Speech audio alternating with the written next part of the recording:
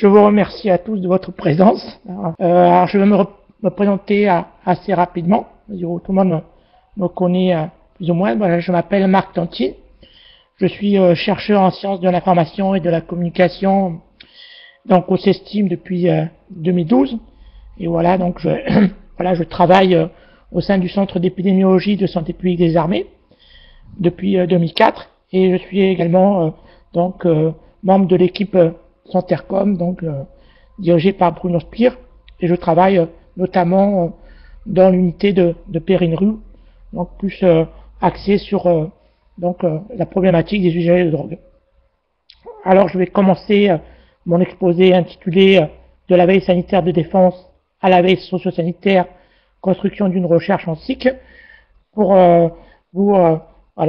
plus spécifiquement vous parler des travaux que je mène depuis 2005 sur la veille sanitaire de défense et notamment les différentes problématiques sur lesquelles je travaille. Et puis depuis 2012, depuis mon intégration au CESTIM, sur des travaux plus récents menés sur la veille socio-sanitaire. Et puis je conclurai globalement mon exposé. Alors pour reprendre mes travaux, je dirais, initiaux sur la veille sanitaire de défense, voilà, je dirais, ces travaux ont émergé d'un besoin donc qui a été financé par le ministère des Armées et de l'État, qui a été financé par l'État-major des Armées.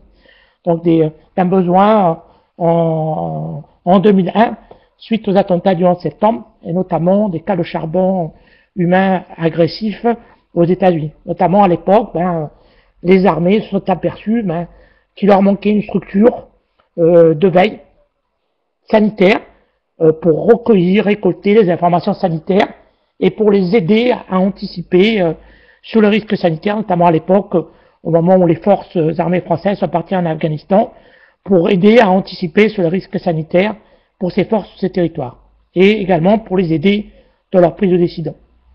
Et il a été décidé par une note de l'état-major de créer donc un service de veille sanitaire, à l'époque qui a été au sein du Pharo à Marseille, à l'Institut de médecine tropicale du service santé des armées, et dont la mission serait de collecter, de valider, mettre en forme les informations sanitaires collectées de sources diverses pour mener une veille biologique et chimique et pouvoir détecter notamment des événements qui pourraient impacter les forces sur les territoires ou en opération. Et l'objectif de cette cellule, cette unité de veille, aurait pour objectif d'aider les décideurs en santé publique, les décideurs militaires en santé, pour évaluer ces risques et mettre en place des mesures médicales. Et ce qu'il a été décidé, c'est de créer cette cellule pour mener à bien cette mission. Et donc en 2004, j'ai été recruté en tant qu'ingénieur pour participer à la création de cette cellule. Notamment en 2004, on a posé une première définition, l'état-major des armées a posé une première définition de ce qu'était la veille sanitaire de défense. Et notamment, un processus pour collecter, analyser, diffuser des informations sanitaires polymorphes qui proviennent de populations extérieures à l'organisme de veille. C'est-à-dire, ce sont des risques extérieurs qui pourraient impacter les forces en opération ou sur les territoires. Ce n'est pas de la surveillance épidémiologique où on surveille l'état de santé de la population militaire, mais bien ce qui est extérieur et qui pourrait l'impacter. Et l'objectif, c'est d'anticiper sur les risques qui pourraient impacter les forces. Et donc, a été décidé de créer, pour répondre à ces besoins, un système de veille sanitaire de défense. Et notamment pour l'évaluation de ces risques et pour permettre d'apprécier la situation sanitaire des théâtres d'opération. Et donc, comme je le disais tout à l'heure, j'ai participé depuis 2004, en tant qu'au départ en tant qu'ingénieur, je dirais, aux étapes de développement, à toutes les étapes de développement, de création de ce système. Et notamment au fur et à mesure, depuis 2004 à 2005, je me suis posé un certain nombre de questions, notamment qui m'ont, je dirais, conduit à vouloir initier une thèse de recherche en sciences de l'information et de la communication, donc j'ai débuté en 2005. Et notamment, quelle méthode développer pour collecter ces informations sanitaires diverses et pour répondre donc aux demandes des états-majors des armées, et notamment comment arriver à exploiter les données pléthoriques de cette veille pour construire notamment des savoirs utiles pour le décideur. D'autres questions comme comment gérer, capitaliser, transformer ces informations en connaissances utiles pour le décideur, pour sa prise de décision et pour construire de la valeur, notamment stratégique, dans le cadre du système de veille. Et je dirais ce qui a été pour moi au début de mes travaux, notamment un objet de réflexion, un objet de questionnement, c'est quelle était la place du document scientifique dans ce processus décisionnel, notamment le rôle de savoir expert, et notamment le rôle des experts et de leurs produits d'expertise, les documents scientifiques, dans la prise de décision. Et qu'est-ce qui définissait le document scientifique? Et puis, notamment un certain nombre d'études, par la suite dont je vais vous parler, notamment les médiateurs entre ces savoirs et les usagers du système. Et notamment, comment est-ce qu'ils communiquent, dans quelle forme organisationnelle, et notamment en contexte de crise. Et notamment, cela a permis de développer 3 axes de recherche. Notamment, le premier axe, qui a fait l'objet principal de ma thèse, c'est quel modèle de veille documentaire développer pour répondre aux besoins du système de veille sanitaire de défense. Et notamment, je vais vous présenter un certain nombre de travaux conduits. Et comme je l'ai dit précédemment, quelle est la place du document scientifique dans le système? Et enfin, le dernier gros axe, c'était l'analyse de systèmes de veille sanitaire en cours de construction, notamment un certain nombre d'analyses descriptives sous plusieurs dimensions dont je vais vous parler. Alors, pour revenir sur les premiers travaux initiés dans le cadre de ma thèse, donc c'est notamment une modélisation de la veille documentaire, une modélisation notamment, je faisais un certain nombre de travaux qui ont développé des modèles, notamment de veille technologique, d'un certain nombre d'entreprises en France ou à l'étranger. Je me suis basé sur ces travaux-là pour développer un modèle de veille documentaire pour répondre aux besoins des armées, notamment en termes de développement de processus, de type d'opération menée, sur quelle base de données, sur quel axe de surveillance, et également dans quel type d'environnement, et pour avoir quelle finalité à ce processus de veille et pour quelles évolutions. Donc je vais principalement vous parler de mes travaux, dans un premier temps, sur les processus de veille. Notamment à l'époque, si on se repasse en 2004-2005, il n'y avait pas dans la littérature de définition clairement posée de ce qu'était la veille documentaire, la veille sur le document scientifique. Et donc j'ai publié en 2007 dans la revue Humanisme d'entreprise, j'ai fait une proposition de définition, notamment avec différentes étapes et notamment les différents outils utilisés dans ces différentes étapes, notamment avec la définition des thèmes donc de la veille, les sources de la veille, les outils de la collecte, le processus d'analyse et les outils d'aide à l'analyse, puis différentes étapes également de synthèse de l'information et de leur diffusion de ces bases. Et ce processus a été publié, et notamment avec ces 6 étapes, et notamment ce n'est pas un processus qui est linéaire, puisque différentes boucles de rétroaction entre les différentes étapes ont également été publiées dans cet article.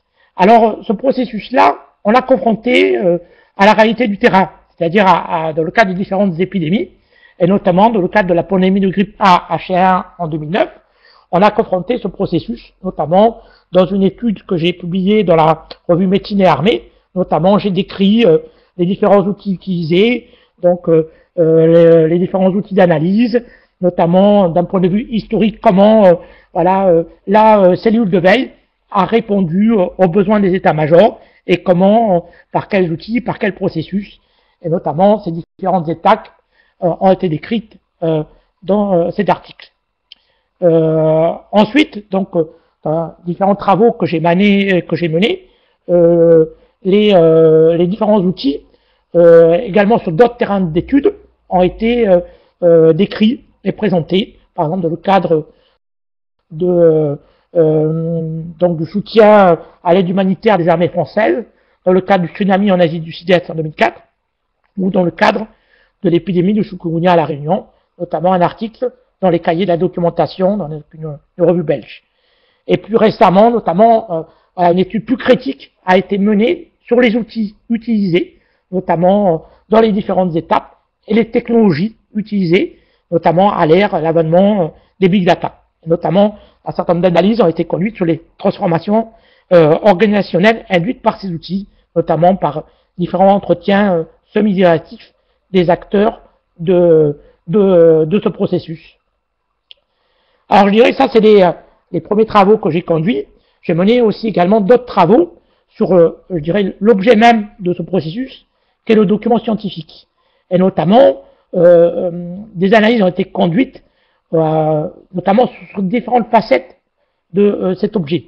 Notamment, parce que c'est un objet qui, à l'époque, notamment, on retrouvait peu de définitions dans la littérature sur cet objet. Notamment, peu de travaux avaient été proposés pour tenter de donner une définition à ce artefact qui était le document scientifique.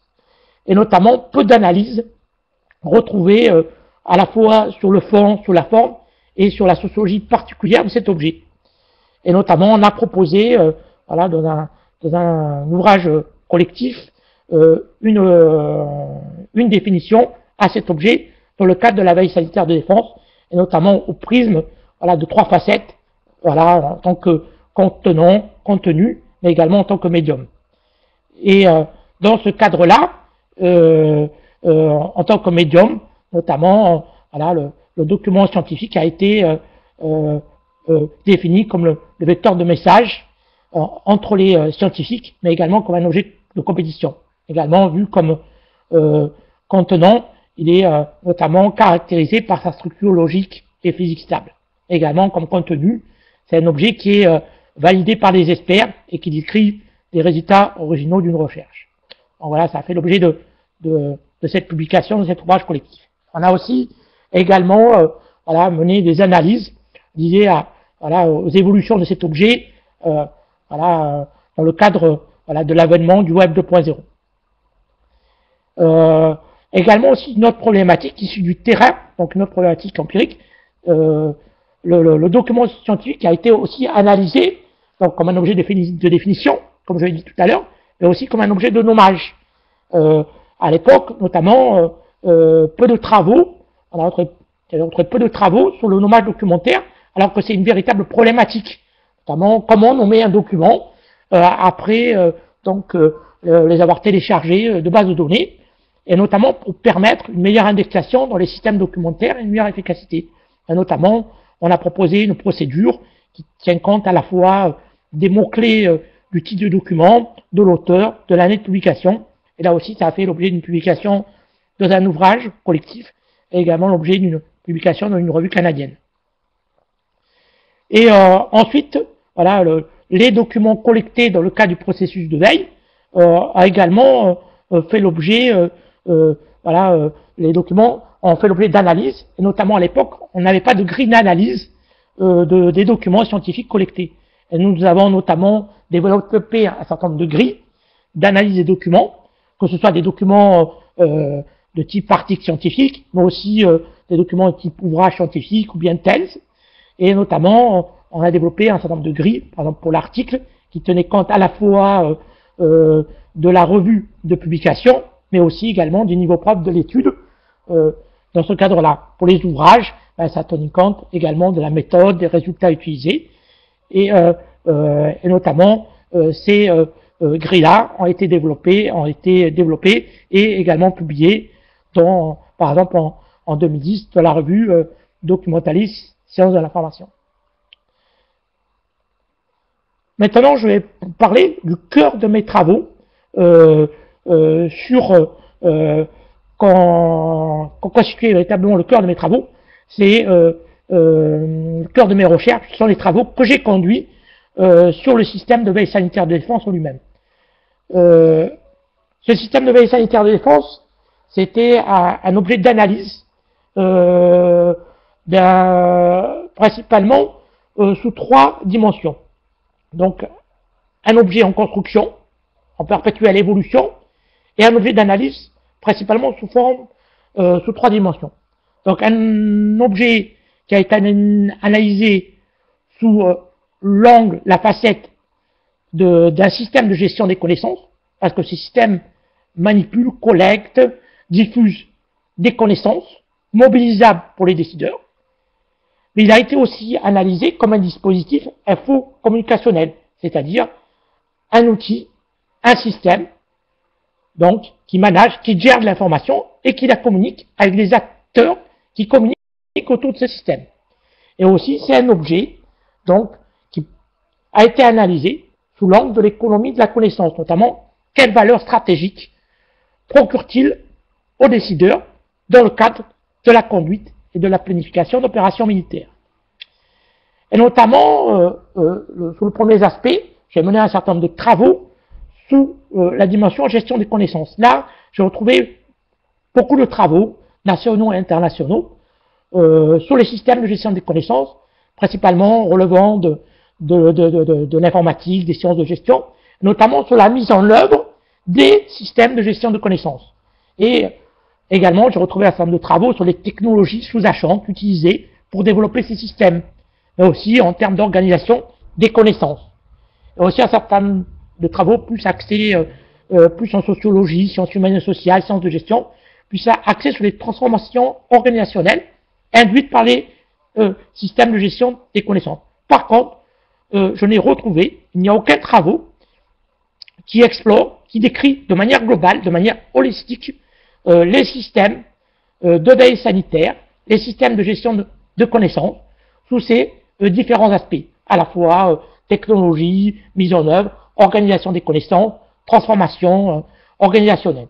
Et donc, mes travaux, mes recherches ont voulu explorer ces différentes facettes du système de veille sanitaire de défense en tant qu'objet de gestion des connaissances. Et notamment, ces différentes facettes ont été explorées de manière holistique, de manière globale. Notamment, sous l'aspect mise en œuvre, j'ai publié un certain nombre de travaux, notamment un ouvrage collectif aux éditions IHE, et notamment, dans le cadre de cette mise en œuvre, le système de gestion des connaissances a pris la forme de 4 systèmes d'information spécifiques dédiés au management de la connaissance opérationnelle, organisationnelle, pour répondre aux besoins en termes d'information sanitaire des décideurs militaires. Et notamment, ces systèmes d'information ont été décrits, la mise en œuvre a été décrite et a été publiée, notamment, on a développé 3 systèmes d'information qui ont été décrites, donc le système REDUV, pour base de données en recherche et développement de l'unité de veille sanitaire, plus axé sur des informations de type recherche et développement sur les agents du risque sanitaire, une plus axée sur les théâtres d'opération, donc on appelait Bédouin, donc les pays de projection des forces, une plus axée sur des rapports à la littérature grise, donc qui s'appelle Intracespa, et une qui constitue plus un socle documentaire, donc qui s'appelle Bougainville. Donc à la fois avec les données collectées de type rumeur, de type document scientifique, et aussi littérature grise. Et l'objectif du système, donc ça a été donc dans le cadre de ce tome qui a été publié, donc le tome de la mise en œuvre du système, donc c'est l'aide à la décision des forces armées. Il y a aussi d'autres travaux qui ont été publiés en concernant les technologies sous-jacentes, notamment pour pour mettre en œuvre le système. Notamment, ont été décrits dans ces travaux voilà, l'accès au système via les différentes technologies, notamment les technologies utilisées, et notamment en termes de navigation, en termes de moteur de recherche, et également l'accès au système via les réseaux et via les différents portails d'accès ont été écrits également dans d'autres travaux. Ensuite, les transformations organisationnelles ont fait l'objet aussi de publications, notamment en termes de construction de nouvelles connaissances qui ont été rendues possibles par le système, notamment en termes de diminution de l'incertitude dans la prise de décision et en termes également d'amélioration de la maîtrise de la complexité de la situation. Notamment, un certain nombre de travaux ont été menés en temps de crise, notamment lors de la dernière épidémie d'Ebola 2014-2015 en Afrique de l'Ouest, et notamment ces travaux ont pu révéler que les connaissances du système ont été exploitées pour suivre la dynamique épidémique en tant que quasi réelle et pour permettre notamment de suivre l'émergence et l'expression de la maladie sur le terrain. Notamment, un certain nombre d'études ont été menées à type d'entretien auprès des décideurs et d'analyse de corpus documentaires utilisés et d'analyse des acteurs du système, notamment deux publications, une de la revue Documentation et Bibliothèque, donc une revue canadienne, et une autre de la revue Communication et Organisation. Donc je vais passer rapidement sur les travaux donc, qui ont été menés plus récemment dans le cadre de la veille socio-sanitaire. Et sur ces travaux-là, j'ai principalement abordé deux types de recherches.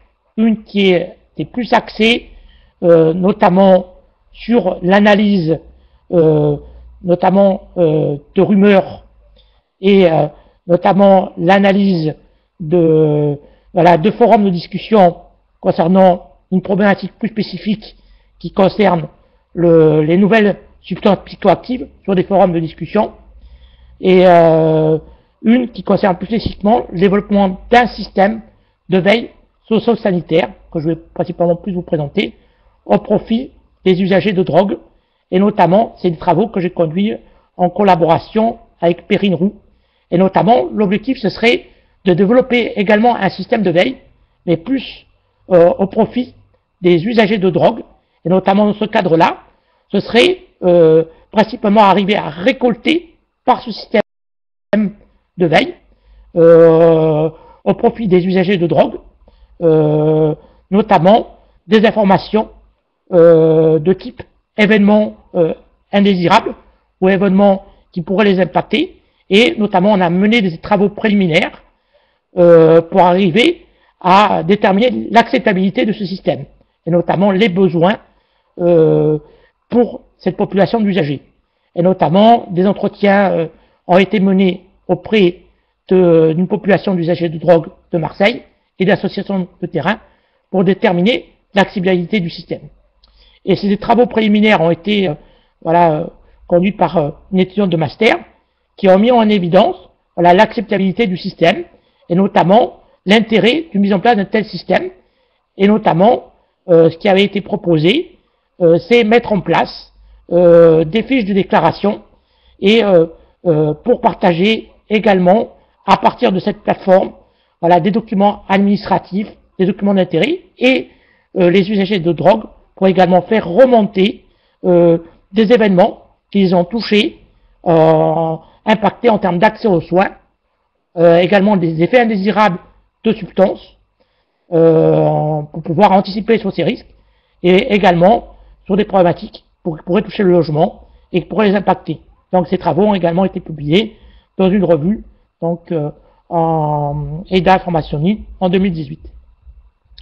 Et donc, pour conclure aujourd'hui donc ces différents travaux donc, qui ont commencé à être menés, donc ces travaux s'intègrent aujourd'hui dans une recherche de type communautaire pour notamment permettre de promouvoir une meilleure justice sociale, notamment pour permettre de la participation de personnes venant de communautés. Et je dirais par rapport aux premiers travaux, ces travaux plus récents ont pour objectif notamment de questionner les savoirs profanes. Dans les premiers travaux, notamment sur la veille sanitaire de défense, où là c'était plus des documents scientifiques qui étaient notamment interrogés. Là c'est plus des savoirs issus émergents des usagers de drogue. Et notamment l'objectif serait de capitaliser ces compétences, et notamment cela permettrait notamment de rejoindre les premiers travaux sur la gestion des connaissances, qui ici ne seraient plus expertes, mais qui seraient profanes. En conclusion, je dirais l'ensemble de ces travaux, aujourd'hui à peu près à 90 publications, communications sur la question, et aujourd'hui ces travaux sont principalement ancrés dans une démarche constructiviste, dans le sens où les premiers travaux sur la veille sanitaire de défense ont analysé des pratiques sociale en situation, et notamment sur un système qui était en cours de construction. Et notamment, voilà. Et aussi, ces travaux sont inscrits dans une démarche empirique, notamment parce qu'ils sont issus du terrain, et notamment objet de construction en terrain, donc principalement à la fois issus de l'empirisme, mais aussi également issus du constructivisme.